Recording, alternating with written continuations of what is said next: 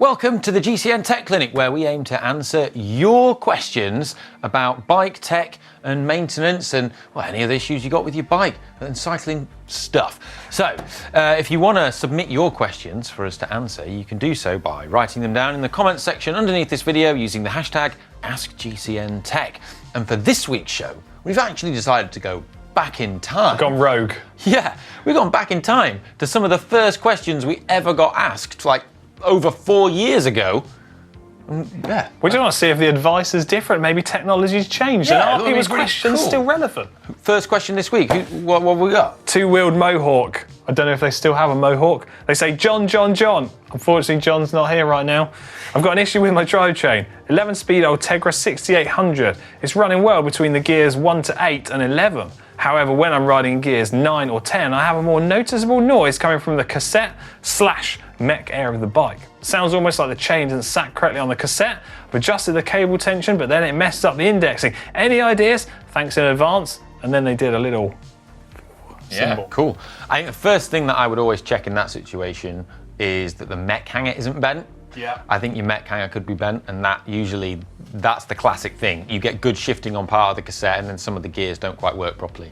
It's also worth just checking the cables aren't damaged or frayed anywhere. That could be a bit inconsistent shifting. Yeah. Okay, next question. Who have we got, Ollie? Lars van Isbeek, who says, I've got a lot of play in my SPD Cross Pedals. It's really annoying when I ride rough stuff. What do you reckon? Well, what first strikes me about this, because it's an older question, if we had that question now, someone would say they've got a problem with their gravel pedals. Yeah. It sounds like you've got a worn out component. That could be the cleats, it could be the pedals, or it could be the area, maybe even underneath your shoes, where they contact on the pedal to offer a bit of support. So I would look to replace the cleats first, because they're the cheapest thing. You know, mountain bike cleats, you're looking at a region around £10. And that should hopefully fix your issue. If it doesn't, check your pedal, because on the edges of where the cleats sit, there'll be some really shiny sections where the material's worn away. And then if you think it's not that, it could be your shoes, literally take those two shiny points of your pedal and find where that point meets your shoe, and it could be that your shoe's worn away. Yeah. Apparently that is the thing. Shoes do wear out. They do. Good tips. There you go. Next question is from Ian Davidson. They say, thanks for the tips, John. Recently, I picked up a pre-loved Giant for a steal. It's in great nick, apart from some scratches and some rubs on the frame paint from poor storage by the previous owner. Naughty, naughty. Any tips on improving these aesthetic blemishes? What do you think?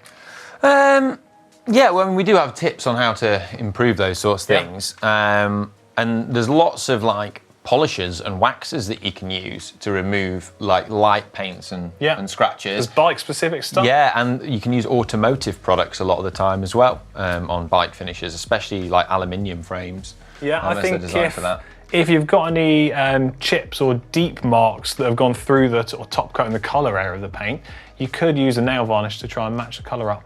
Yeah. And well, Manon's done a really good video on the tech channel now that we didn't have back then, that does give you a load of really good tips on how to do those things. Yeah, I like that. I'll check that out.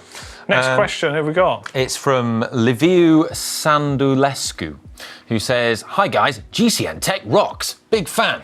Great. Let's hope they still are 4 years later. I hope so. It's I used to like it. I have a question as I ride on really rough side roads in Romania to avoid traffic. Can you please make a suggestion of what gel inserts are best to add under the bar tape to reduce vibration and fatigue on the arms? What do you reckon, Alex? Well, there's lots of these products available from lots of different manufacturers, but these are those little inserts that are pre-shaped with the curve of your handlebar that you fit underneath the bar tape. So you remove section of your bar tape, and then this goes in place and offers an added layer of protection. However, I'm not necessarily sure that's the best solution. I'm not. You've got a couple of options. One is choose a bar tape which is slightly thicker in the first instance, because now these days you can get thin bar tape, thick bar tape, with loads to choose from. Option 2, you could even double wrap the bar tape if you wanted to do that. Option 3 is think of a solution to your problem the opposite way around. So maybe try getting some gloves which have got some thicker padding in them. That is a good thing as well. And going back 4-5 years ago, another big thing we've seen change with bikes now is they have much more tyre clearance. This might not be possible with the person that asked this question, but if you're trying to improve comfort on your bike and you've got tyre clearance to spare, that's the #1 place to go about doing it. Bigger tyres that you can run at lower pressure. Didn't have big chunky tyres 4 years back. Run them tubeless so you can run it lower than if you had inner tubing. Imagine if the advice 4 years ago was run wide tyres tubeless. People would be mind blown. They would. Right, next question is from Lone Wolf. They say, hi, thanks very much for your mechanical tips. Could you talk about how to get the correct chain tension on a track fixed gear bike? I always tend to either get it too loose and the chain drops, or too tight and the wheel doesn't spin smoothly. I reckon you should answer this question. Or Manon would have been great. So the best solution for me, I think, is having your hand between the seat tube and the rear wheel to apply the correct tension to the chain, and then you can gradually and evenly do up the track nuts either side of the wheel to hold it in place, and there should be a little bit of movement on the chain. Yeah. Best solution there. Next question is from Ali Yazdi, who says, hi, I've got a 700 by 27 tyre on my city road bike.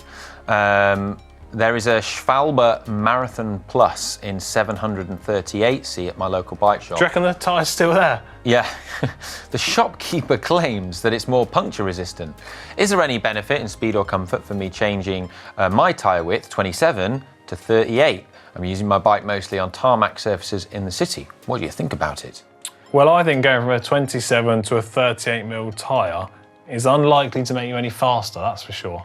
Yeah. It's not going to improve speed, but it is going to improve comfort, and having that greater tyre sort of size, it does improve puncture protection because you've just got more tyre volume, a bit more tyre carcass, and usually a bit thicker. So speed and comfort are two different ones to sort of get together, aren't they? Because often there's a trade-off of one for the other. Yeah, but it depends. I mean, if you're wanting to maybe do a bit of commuting where you're going down towpaths or off-road, going for the wider tyre is always going to be good as well, if it's mixed surface. Yeah, I'd agree with that. William Macaulay is next. He says he's a new rider.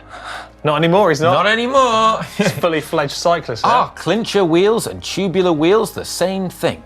No, they're not. So a clincher wheel and tyre, you've got an open tyre, and then it corresponds with raised sidewalls on the rim, which often have hooks. Then the tyre clips into that and you fit it in place, and the air pressure pushes the tyre out to the side of the rim and it holds it all in place. And a tubular tyre is a completely encased tyre where you have often a cotton base tape, and then that has to be glued onto the rim. The difference of a tubular rim and a clincher rim is that a tubular rim is much shallower and hasn't got those hooks and straight edges down the sides where the tyre can sort of lock into place up against. The thing now is that, in 2022, tubular tyres have pretty much died out.